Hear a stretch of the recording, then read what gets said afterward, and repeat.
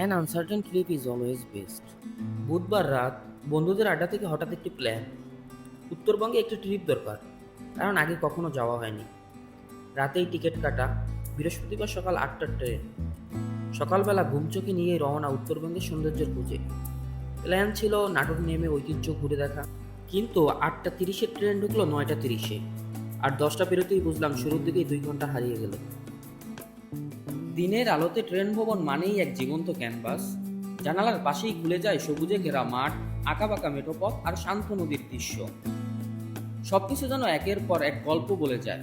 রাতের ট্রেন যাত্রায় গন্তব্যে পৌঁছানো যায় ঠিকই, কিন্তু গ্রাম বাংলার আসল সৌন্দর্য কোনোভাবেই অনুভব করা যায় না। অন্ধকারে হারিয়ে যায় নদীর বাঁক, গ্রাম বাংলার পথ আর সেই চিরচেনা সবুজের প্রকৃতির গভীরতা। তাই যদি সত্যিই গ্রাম বাংলাকে অনুভব করতে চান, একবার দিনের আলোয় ট্রেন যাত্রা করেই দেখুন। প্রকৃতি আপনাকে মুগ্ধ করবেই।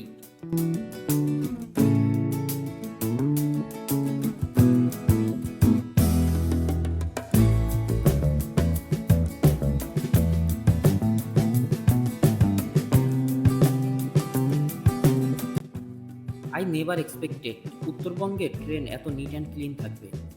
দক্ষিণবঙ্গের সাথে কম্পেয়ার করলে উত্তরবঙ্গের ট্রেনটি ছিল একদম ফাঁকা। আমরা ছোটবেলায় পড়তাম বাংলায় আছে গোলাভরা ধান, সবুজ প্রকৃতি, মাঠ ভরা গরু আর নদী ভরা মাছ। আজ অনেকের কাছে এগুলো বইয়ের শুধু মিথ মনে হলেও বাস্তবে এগুলো এখনো বেঁচে আছে উত্তরবঙ্গে। গোলাভরা ধান, মাঠ ভরা গরু, পুকুর, নদী ভরা মাছ আর আসল গ্রাম বাংলা দেখতে হলে আপনাকে যেতে হবে উত্তরবঙ্গে।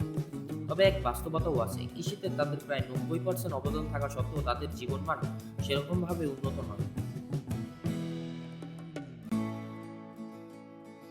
২টা ৩০-এই নাটোর পৌঁছে লাঞ্চ করে আমরা সরাসরি চলে যাই ঐতিহাসিক নাটোর রাজবাড়িতে। মহারানী ভবানী স্মৃতি বিজড়িত এই রাজবাড়ি প্রায় ৫০ একর জমির ওপর বিস্তৃত, যা ইতিহাস আর ঐতিহ্যের এক অনন্য নিদর্শন। ১৭১০ খ্রিস্টাব্দে রাজা রামজীবন নাটোর রাজবাড়ি প্রথম রাজা হিসেবে প্রতিষ্ঠা লাভ করেন, আর অষ্টাদশ শতকের শুরুতে এখান থেকেই গড়ে ওঠে বিখ্যাত নাটোর রাজবংশ। পুরো রাজবাড়ির মোট আয়তন প্রায় ১২০ একর, যেখানে ছোট বড় মিলিয়ে ৮টি ভবন রয়েছে। এছাড়া রয়েছে ২টি গভীর পুকুর আর ৫টি অগভীর পুকুর, যা পুরো এলাকাটিকে আরও শান্ত ও নান্দনিক পরিবেশ দিয়েছে। রাজবাড়িটি ২ স্তরে বড় চৌকি দিয়ে বেষ্টিত, আর পুরো এলাকা ২টি অংশে বিভক্ত, ছোট তরফ ও বড় তরফ, যা সেই সময়কার শাসন ব্যবস্থার একটি গুরুত্বপূর্ণ অংশ ছিল। রাজবাড়ির ভেতরে আরও রয়েছে বেশ কিছু ঐতিহাসিক মন্দির, যেমন শ্যামসুন্দর মন্দির, আনন্দময়ী কালীবাড়ি মন্দির, তারাপীঠ মন্দির। প্রতিটি স্থাপনা যেন ইতিহাসের এক একটি গল্প বলে, যা নাটোর রাজবাড়ি শুধু একটি দর্শনীয় স্থান নয়, বরং জীবন্ত ইতিহাসে।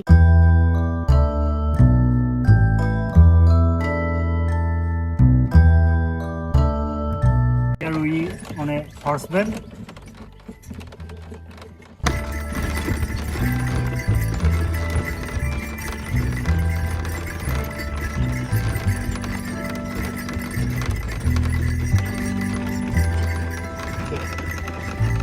এটা রাজার হাওয়াখানা ঘর, এটা রাজার সেই আমলেরই গোসলখানা, এটা রাজার ছোট তরফ রাজপ্রাসাদ।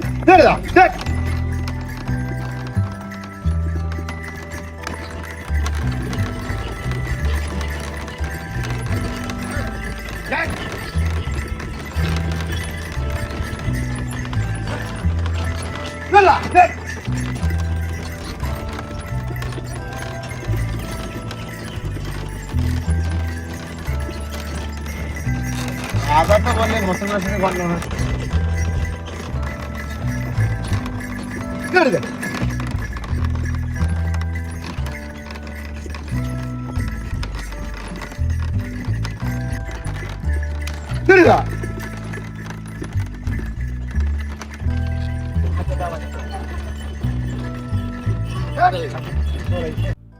Now we are going to visit another tourist attraction in Nator, that is Natore Uttara Ganabhaban.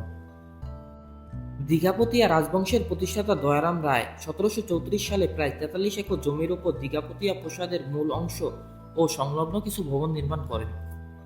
প্রায় ৩০০ বছর আগে নির্মিত এই ভবনগুলো আজও তাদের অনন্য স্থাপত্যশৈলী ও ভাস্কর্যের মাধ্যমে পর্যটকদের আকর্ষণ করে। এখানকার এনভায়রনমেন্টটা ছিল একদম calm and quiet, literally 10 out of 10। এখানে একটি ছোট পার্কও ছিল, বাট সময়ের অভাবে এখানে বেশিক্ষণ ঘোরাফেরা করা যায়নি, কারণ বিকেল ৫টায় নাটোর গণভবন বন্ধ হয়ে যায়। তাই তাড়াহুড়ার মধ্যে যতটুকু পেরেছি ক্যাপচার করে দেখিয়েছি।